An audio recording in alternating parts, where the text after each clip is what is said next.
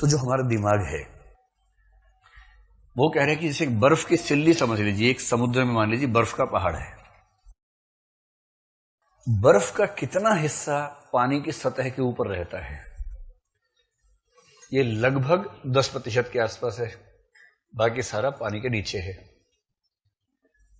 यही नियम है ना फिजिक्स में, ही तो बताया होगा। सिमन फ्रॉइड कह रहे हैं कि यही स्थिति हमारे दिमाग की है। दिमाग का जितना हिस्सा सतह के ऊपर है वो कॉन्शियस है, चेतन। और चेतन का मोटा मोटा मतलब, जब आप जागरूक हैं, आपको पता है कि आप कहां हैं, क्या कर रहे हैं, क्या सोच रहे हैं, तो आपका दिमाग चेतन है उस समय। जैसे कि अभी चेतन है, आपको पता है क्लास में बैठा हूं या क्लास में बैठी हूं, इस समय क्या करना है क्या नहीं करना है सब पता है। फोन आ गया अचानक और मास्टर जी घूर के देख रहे हैं तो फोन काट देना, चुपचाप नीचे ही नीचे काट देना है कि नहीं इस समय ठीक नहीं है, या हल्का सा उठा के बात करूंगी, या चली आना तू पान की दुकान पे 3:30 बजे। तो इतना क्या खट से खट, और ऐसा चेहरा सामने सीरियस टाइप का कि अभी तो पता भी नहीं क्या हुआ, क्योंकि आपको पता है कि ये रिस्क वाला समय है, इस समय शरारत नहीं कर सकते हैं। कुछ ऐसे भी होंगे बच्चे जिनको थोड़ा आदत होगी स्मोकिंग वगैरह करने की, उनका बहुत मन तड़प रहा होगा तलब कि एक सुट्टा मार लेता किसी तरह से, पर पता है कि यहां नहीं मार सकते हैं, और यहां अगर एक लगाए तो बड़ा भारी पड़ने वाला है, तो दबा रहे कि अभी नहीं, रुक जा रे मन, बस 20 मिनट रह गए हैं, नीचे जाके 2 लगा लूंगा, अभी थोड़ी देर शांत रहो। अभी आप ये जो चल रहा है ना आपके मन में, इसको बोलते हैं कि आप कॉन्शियस माइंड में। आप यहाँ है, आपको पता था क्लास में आ रहे हैं, आपकी ड्रेसिंग सेंस ऐसी है जो क्लास के लायक है। आप जिन कपड़ों में शाम के बाद होते हैं वो पहन के नहीं आते क्लास में, क्योंकि आपको पता है असभ्य कहलाए जाएंगे अगर वो सब पहन के आ जाएंगे तो आप जानते हैं कि भाई क्लास में जा रहे हैं तो डिसेंट बन के जाना है, इंसान बन के जाना है, कंगी वंगी कर लो ठीक से, झाड़ झंखाड़ लेके नहीं जाना है इस तरह से। ये कॉन्शियस माइंड है, सोच समझ के कर रहे हैं, ठीक है। कॉन्शियस माइंड में इच्छाएं आती रहती हैं तरह तरह की, जो कि सामान्य बात है। इच्छाएं 3 तरह की हैं। एक वो जिन्हें जब चाहे पूरा कर सकते हैं, जैसे मान लीजिए क्लास करते हुए अचानक इच्छा है कि पानी पी लूं, तो पी लो, इसमें क्या दिक्कत है। बहुत जोर से इच्छा हो रही है पानी पीने की, तो बोतल उठाओ पी लो पानी, इसमें क्या दिक्कत है, बाहर जाके पी के आ जाओ। या कोई पड़ोसी वड़ोसी होगा जो पनघट से पानी लाया होगा, उससे मांग के पी लीजिए, उसमें क्या है, कोई ना कोई तो होगा ही। ऐसी इच्छा जिसको लेकर कोई दबाव नहीं है, आप पूरी कर सकते हैं। कुछ इच्छाएं ऐसी होंगी जो आएंगी और उसको लेकर दबाव है कि अभी पूरा नहीं कर सकते, बाद में कर सकते हैं। ऐसी इच्छाओं को दबाना पड़ता है, इसको बोलते हैं सप्रेशन ऑफ डिजायर्स। जब हम अपनी किसी इच्छा को दबाते हैं तो वो इच्छा चेतन से दबकर अवचेतन में चली जाती है। तो ये वाला हिस्सा मान लीजिए सबकॉन्शियस का है। आपके सपने वगैरह आमतौर पर सबकॉन्शियस से आते हैं। हिप्नोसिस सबकॉन्शियस के लेवल पे होता है। नींद की सबसे गहरी अवस्थाएं सबकॉन्शियस के लेवल पे होती हैं, और सबकॉन्शियस इतना पावरफुल होता है कि अगर उसे कोई कंट्रोल कर सके तो वो कुछ भी कर सकता है। सामने वाले को हिप्नोटाइज करना सबकॉन्शियस के लेवल पे होता है, और कॉन्शियस पे नहीं होता है। तो इच्छाओं की दुनिया की बात करें तो जो इच्छाएं अभी व्यक्त नहीं कर सकते लेकिन बाद में कर सकते हैं, उसको आप दबाएंगे, सबकॉन्शियस में है। कि जैसे यही कि सिगरेट पीनी है, अभी नहीं पी सकते है, सिगरेट भी है, माचिस भी है, माहौल भी है, लेकिन ये पता है कि अगर यहां ऐसा किया, छिपा नहीं सकते ना कि चुपचाप पी ली, पता भी नहीं चला, ऐसा तो होगा नहीं। उसकी महक हर जगह गुले गुलजार हो जाएगी, और उसके बाद ढूंढ लिया जाएगा कौन है। तो आप ये सब सोचते हुए छोड़ो यार, दबा के रखो, बाद में 3:30 बजे तब देखेंगे। ये सब कॉन्शियस हुआ। फिर मन का एक तीसरा हिस्सा है, क्योंकि कुछ इच्छाएं कॉन्शियस में ऐसी आती हैं जो ना अभी पूरी हो सकती हैं ना कभी और पूरी हो सकती हैं।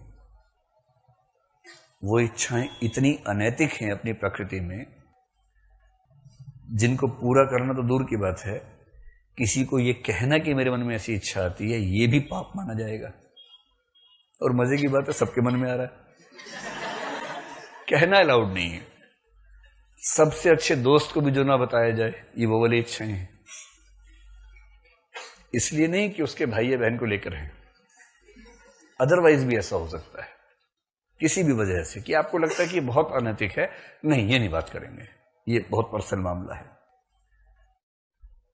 ऐसी इच्छाओं को और दबाना पड़ता है।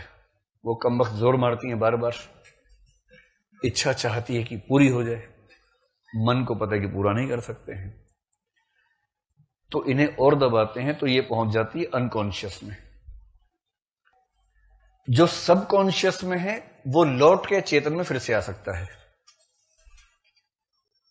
कि पान खाना है, पान खाना है, पान खाना है, अभी नहीं खा सकते, अभी नहीं खा सकते। क्लास खत्म हुई, बाहर गए, फिर से इच्छा ही पान खाओ, पान खा लिया, गप से मन शांत हो गया। अब चेतन में चली गई थी, फिर चेतन में आ गई। आपने दबा लिया था, शाम को फिर याद आ गया तो आपने पूरा कर लिया, क्या दिक्कत है। अब जो इच्छा ऐसी है जो न पूरी अभी करनी है, न कभी और करनी है, न किसी से कहना है, ऐसी तमाम इच्छाएं हो सकती हैं। और सिगमंड फ्रॉइड कहते हैं मुख्य रूप से ऐसी इच्छाएं काम इच्छाएं ही होती हैं। और काम चेतना इतनी आवारा किस्म की है कि वो किसी के प्रति भी हो सकती है। ऐसे लोगों के प्रति जिनके साथ अगर संबंध आप सोच भी रहे हैं तो वो समाज में किसी भी रूप में स्वीकार नहीं किया जा सकता। जैसे सगोत्रीय संबंध आपने सोच लिया किसी के साथ हरियाणा में, तो बिना गर्दन के लटकना पड़ेगा पेड़ पर, कोई चारा नहीं है उसका। तो ऐसी इच्छाओं को दबाएंगे, दबाएंगे और दबाएंगे, इतना दबाएंगे, इतना दबाएंगे कि वो चली जाएगी अचेतन में, अनकॉन्शियस में। अनकॉन्शियस का मतलब है कि यहां एक काली गुफा जैसा मामला है, यहां जाने का रास्ता है, बाहर निकलने का रास्ता नहीं है। और बाहर निकलने का जो एक रास्ता है, उसके पास में बैठा एक चौकीदार। ये सब सिगमंड फ्रॉइड बता रहे हैं, चौकीदार का सिद्धांत दिया उसने, थियरी ऑफ गेट कीपर बोलते हैं उसको, चौकीदार का सिद्धांत। उस चौकीदार का एक ही काम है कि अंदर से कोई इच्छा बाहर आ ना पाए, दबी रहे अंदर। इसलिए जब किसी इच्छा को बाहर आना होता है वो चेहरा बदल के आती है, क्योंकि चौकीदार है गधा एक नंबर का, चेहरा बदलते नहीं पहचान पाता, आधार कार्ड नहीं मांगता उसका, चेहरा बदल के आएगी, समझता कोई और है तो तुम जाओ, ठीक है कोई बात नहीं। और जो सिगमंड फ्रॉइड कहना चाह रहा है वो ये कि हमारी सबसे दबी हुई इच्छाएं चेहरा बदलकर सपनों या कल्पनाओं में सामने आती हैं। उसने सारे सपनों की व्याख्या कर दी कि ये सपना आने का मतलब दरअसल ये है, मतलब रहस्यवाद की व्याख्या कर दी कि रहस्यवाद क्यों होता है। उसको गर्भ के दौरान के अनुभवों के अचेतन स्तर से उसकी व्याख्या की, बहुत रोचक व्याख्या की सिगमंड फ्रॉइड ने। और उसने कहा कि अब आप सोच के देखिए कि आप किसी व्यक्ति का मूल्यांकन आमतौर पर करते हैं केवल उस बात से जो उसने आपके सामने कही है। वो चेतन है, मुश्किल से 10%। उसका 90% व्यक्तित्व उसके अवचेतन और अचेतन में है। अवचेतन जिसे वो जानता है किंतु आप नहीं जानते, अचेतन जिसे वो भी नहीं जानता। और फिर आप केवल 10% जाके बोलते कि इंसान बड़ा अच्छा है, हमने उससे बात की है। यहां तो शादियां हो जाती हैं 5 मिनट की बातचीत के आधार पे। लड़के के घर वाले लड़की के घर वाले सारे घेर के बैठे हैं, फिर बोलते तुम दोनों बात कर लो। सब उठ के चले जाते हैं, बाहर कान लगा लेते हैं दीवार में ऐसे करके। फिर लड़का पूछता है आपकी क्या हॉबीज हैं। ये तो इंपॉर्टेंट क्वेश्चन है, पहले से तैयार किया हुआ है। लड़की बता रही है सास ससुर की सेवा करना मेरी हॉबी है। लड़का बाग क्या बात है यार, यही पत्नी चाहिए थी, मेरे माँ बाप का ध्यान रखेगी। फिर लड़की पूछती आपकी क्या हॉबी है। लड़का कह रहा है खाना बनाना, पत्नी को घुमाना, शॉपिंग पे ले जाना, ये सब हॉबीज हैं। दोनों मक्कार एक नंबर के, दोनों सफेद झूठ बोल रहे हैं एकदम, लेकिन क्योंकि ऊपर की खोपड़ी है ना 10%, उससे काम चल रहा है। दोनों सुपर प्रभावित होकर लौटे हैं। लड़के के माँ बाप पूछ रहे क्या पापा, बस क्या बताऊं पापा, आपकी सेवा हो जाए, मुझे यही तो इच्छा है। लड़की भी कह रही बहुत अच्छा, शॉपिंग करवाएगा और देखिए खाना बनाता है। देखिए आजकल ऐसा लड़का मिलता है कहीं। मैंने पूछा शराब पीते हो, बोला नहीं एकदम नहीं पीता हूं शराब में। शराब नहीं पीता, सिगरेट नहीं पीता, गुटखा नहीं खाता, ऐसा लड़का आजकल मिलता है कोई इतना सज्जन? ऊपर से मार्केटिंग करवाएगा, शॉपिंग करवाएगा। अभी उसको पता नहीं है कि सब झूठ है, फरेब है, इसमें एक भी चीज सस्ती निकलने वाली आगे चलकर। दोनों प्रभावित हो गए, शादी हो गई। 6 महीने बाद झगड़ते हुए अपने घर पहुंचे, क्योंकि 6 महीने बाद सच सामने आ जाता है।